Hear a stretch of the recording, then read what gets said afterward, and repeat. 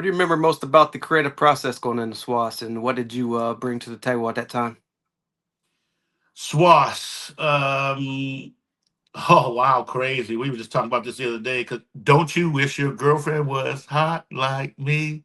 I mean, that's something that we came up with, me and Mix. The terminology of SWAS was some wild ass silly shit.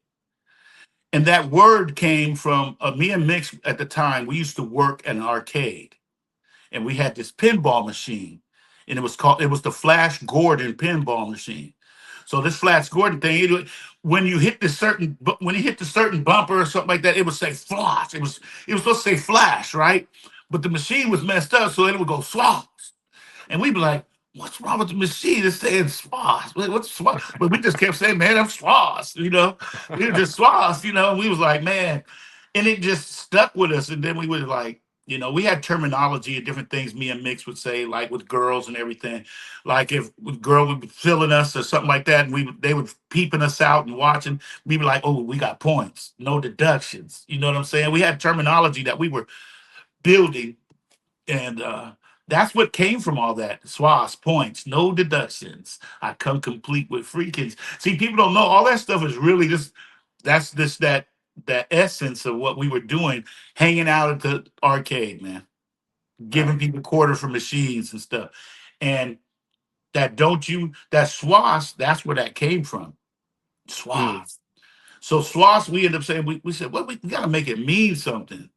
So then we was like, man, why don't we just call it some wild ass silly shit? Some wild ass silly shit. That's what SWAS meant. When we said, well, man, I'm SWAS, you some wild ass silly shit. You doing some wild ass silly shit. Right. If you do something messed up, we got deductions. We used to be deductions, dog. You got deductions. That used to be our terminology back in the day. People would be like, what are these guys doing? But it was all the SWAS movement that we were coming together, all the way from hoopty to, just saying the term hoopty. Everybody be like, man, what's up, man? Get in the hoopty, dog. Get in the hoopty. Right. And it's just SWAS came and it put it there, man. I pretty much came and helped come up with, don't you wish your girl. We were coming up with that. Me and him came up with that in the room, and just all that. So the meaning came from me and Mix, the different things we were doing. So that's my input on SWAS. I mean, there's Right. more. I mean, there's so much more, but it's just that's what I remember from that. I remember my green folder and making sure we were writing this while we were in the arcade. So and then now we the Pussycat Dolls took that song and then we were like, oh, I remember the first time I heard that I was like, wait a minute, hold on, this is just too close.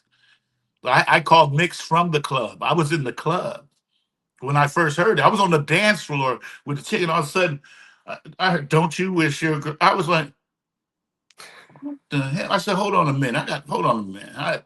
And it just kept, "Don't You Wish." I was like, nah. Let me call my homie real quick. So we did that, called, and that's it was crazy, man. And then there's so many different things from Posse on Broadway. That song set up on the sale for almost 2 years, almost 2 years before Ness said it though. Ness said, "This is it. You guys got it." We were like, "This one, the one with man, we've been out here starving, and this thing, this is the one you said it does." Okay. And look, then that's what woke up the giant. And man, that SWAS, that Posse on Broadway coming out there, boy, that did it. That opened up the door. I mean, next thing I know, I was like, wait a minute, did you say we got a gold record? What? Wait a minute, the same night you're giving me a platinum one too? Oh Wow. yeah, yeah, that happened. That's that real. Now, was the Posse on Broadway out before the album, or was the album out first? It came out, the single came out first. Okay. So Posse came out first. We came with single. We had singles everywhere, man. And then we dropped the album. And that album dropped and that SWAS took off, ripping, man, it's what so much, man. I haven't heard SWAS in so long. It's crazy. Right. Attack of the Stars, all that stuff, man. Just thinking about some of the beats on there. It's all Northwest essence, with a little bit of influence from the East Coast hip hop from the West Coast hip hop, and then our own thrown in, just a little a mojo, you Right. know. What do you remember most about those recording sessions for that album? Ooh, long nights, going to sleep on the keyboards, leaving from work, Yeah, yeah, that was fun because I lived in Bremerton. You got to remember. So being over here, I didn't have no place over here. So there was some nights I'd get from the studio and I'd be like, man, I got to get to the last ferry. Last ferry is leaving at 2:10. If I miss that ferry, I'm not going to get that ferry till 6 in the morning, and then I got to ride for another hour. Remember, if I miss it, oh, I've missed it plenty of times. I sat there, man, in that rain and sat underneath a little something, man, try to keep myself cool and cold.